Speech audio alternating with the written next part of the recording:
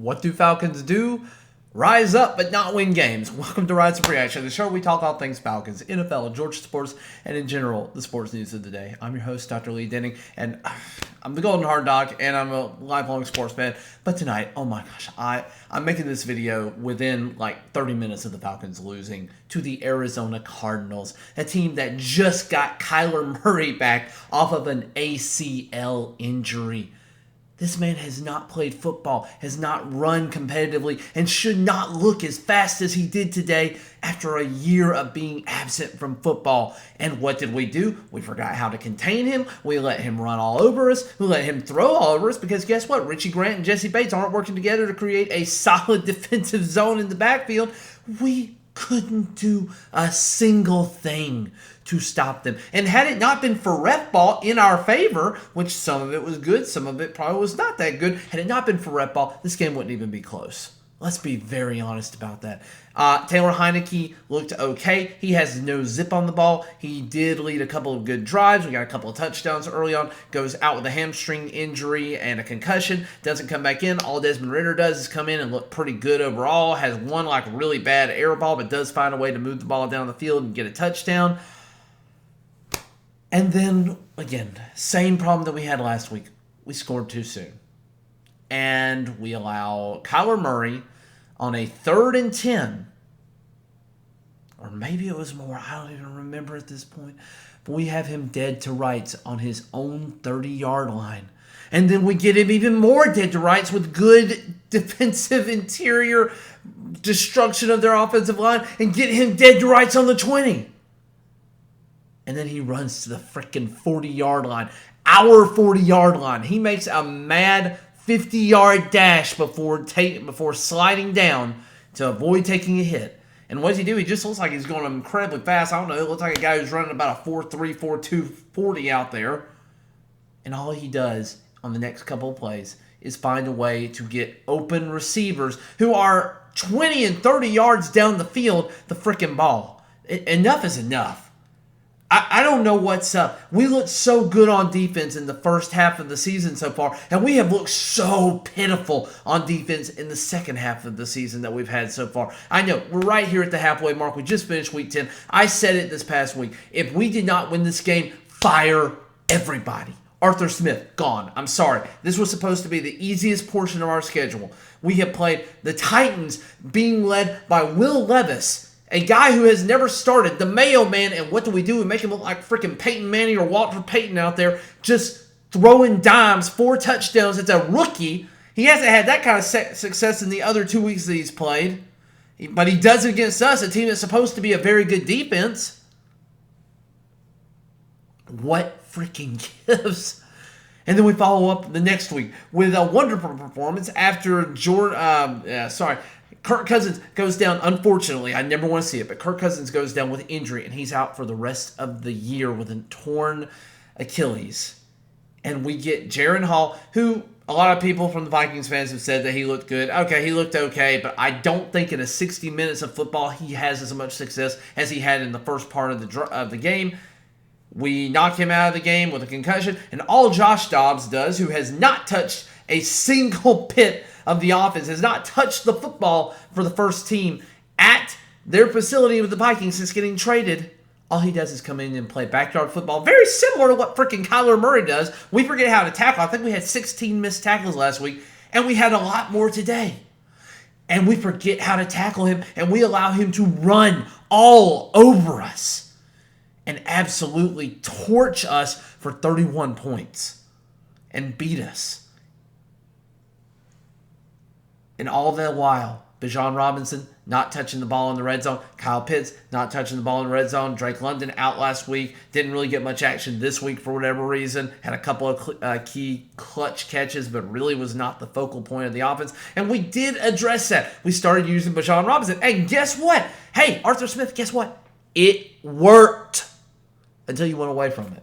And again, I don't understand the logic. You have Cordell Patterson out there running 3 straight plays back to back to back. 32 years old as a running back. Again, solid player. I don't want to take anything away from Patterson, but you have him out there rather than either of your 2 young guys, both of whom talent-wise, are better at this point in their careers than he is. You throw a deep ball that, thank God, we get a defensive pass interference call or pass holding something, running into somebody. We get that call, but it's to Jonnu Smith. Why is Jonnu Smith running down a seam and trying to get 50 yards on the pass? Why is it Jonnu Smith? Why is that not Kyle Pitts? Why is that not Drake London? Why is it not somebody that we actually spent a first-round pick on? I am livid. I'm furious at this game. I'm furious at the piss-poor performance that we have had in what should be, again, the easiest part of our schedule. We have to play 4 more division games when we come back. So 4 of our 8 games are division games, starting with the Saints in 2 weeks. Thank God they lost, because guess what? Even as bad as we were today, we are still in reach of the number 1 spot in the division. Because guess what? The Saints also got beat by Josh Dobbs. So, again, I don't want to take anything away from Josh Dobbs, but it's the situation that he was in against us versus the situation 10 days later or whatever it was against the Saints. I'm losing my mind over here trying to cover the Falcons.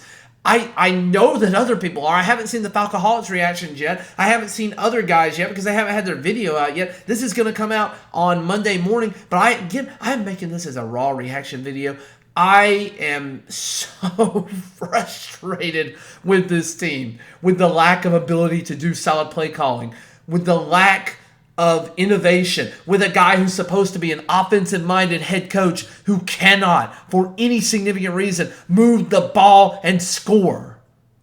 It is pitiful, and I am sick of it, and I am ready. Let's fire everybody. This is a lost season. We should easily be 6-4 at worst right now, not 4-6, and we really should be 7 and whatever it is. What would be 7-3 right now? We should be. We have the talent on this team to be 7-3 right now. We just are bad in key moments, and it's driving me nuts to watch the lack of discipline. And when you have this much lack of discipline, it only comes from one spot: the fracking head coach. Arthur Smith, thank you for 2.5 years of service. We understand that you had a hard time with the team that we had around you for the first 2 years because of cap restraints, but this is your baby. This is the 3rd year of your 3-year plan, and we are in the same freaking position that we were in last year with a worse on-paper team and an easier schedule this year.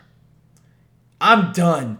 Arthur Smith, you got to go. I don't want any more grace to you. I'm sorry. You got to go. Let's just take an interim coach. We got 2 weeks for somebody to step in here and try and lead it. Heck, it's working for the Raiders so far. I don't know what they're going to be end up doing. I think they're tonight's entertainment, so I don't know what they're going to end up doing. But watch the Raiders come out here and find a way to win. I can't predict the future, and this video is coming out after the fact, so I don't know what actually is going to end up happening there. But watch the Raiders, who after they fire their general manager and head coach, watch them somehow get a win tonight. I'm done.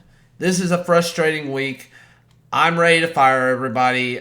I don't know what to say about the players. Bijan Robinson, I'm glad you were able to go back and have a pretty good game with, you're basically a home crowd. I think you had 115 people show up for you because you're from the Arizona, I think the Tucson area. So very glad you got to go back home and pretty much shine, get your first rushing touchdown this week. So you are the bright spot today. Thank you for being on our team. I do want to be very clear. I don't think we should have drafted Bijan Robinson because guess what? We don't know how to use him. It is mind-bogglingly stupid how bad we are using our key pieces on offense. Kyle Pitts not touching the ball anywhere near the end zone, not even getting targeted in the end zone. Drake London this week not getting targeted in the red zone. And Bijan Robinson, thankfully, we found a way to get him the ball, and all he does is make people miss. I'm at a loss for words. I don't have anything else to say. This is a doom and gloom video. Last week my video did really well, that I called Pure Pain. I look for this one to probably do similarly well. It's bad. It is bad. A bad time to be a Falcons fan. Thank you to the 195 of you who have subscribed to my channel. I am trying to get to 500 by the end of the 2023 season. I'm in so much pain from this team right now. Please just give me a sympathy sub if you have not already done so. It would mean the world to me. It'll help me bring me out of the pit of misery, which is where we have been for the last 5 years and particularly the last 3. Thank you to everybody for watching, liking, sharing, and subscribing. We will get through this, Falcons fans, and as always, rise up.